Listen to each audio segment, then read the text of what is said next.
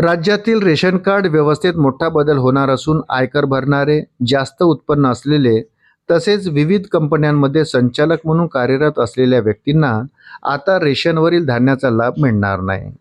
केंद्र सरकारकडून अशा लाभार्थ्यांची यादी जिल्हा पुरवठा विभागाला पाठवण्यात आली असून त्यावर आधारित मोठ्या प्रमाणावर पडताळणी सुरू झाली आहे।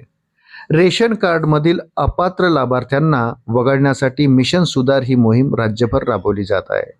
या मोहिमेअंतर्गत केंद्र सरकारने निश्चित केलेल्या निकषानुसार अपात्र लाभार्थ्यांची यादी तयार करण्यात आली आहे। ही यादी जिल्हा प्रशासनाकडून पाठवण्यात आली असून तलाठी आणि मंडळ अधिकारी यांच्या माध्यमातून प्रत्येक प्रकरणाची तपासणी केली जात आहे। ही कारवाई पुरवठा विभागाच्या दृष्टीने आतापर्यंतची सर्वात मोठी मोहीम मानली जाते। यामुळे रेशन कार्डमधील गैरव्यवहार रोखण्याचा प्रयत्न केला जात आहे।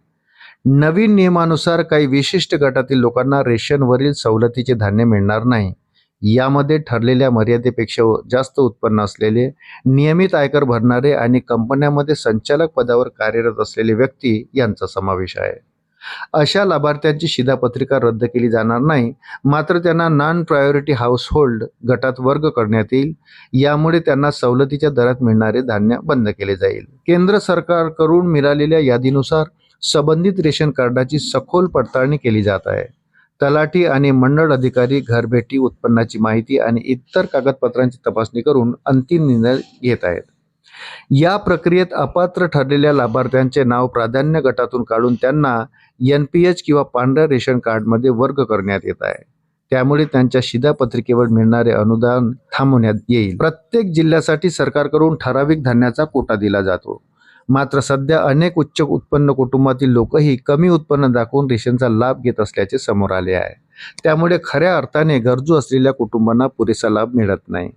या नव्या कार्यवाहीमुळे अपात्र लाभार्थ्यांना वगळून खऱ्या गरजूंना अधिक प्रमाणात धान्य उपलब्ध होईल।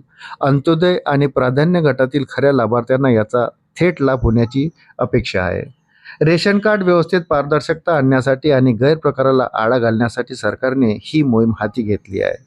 डिजिटल यंत्रणा, पडताळणी प्रक्रिया आणि स्पष्ट निकष यामुळे भविष्यात अशा गैरव्यवहारांना प्रतिबंध होईल असा विश्वास व्यक्त केला जात आहे। अशाच नवनवीन अपडेटसाठी व्हिडिओला लाईक आणि चॅनलला सबस्क्राईब जरूर करा।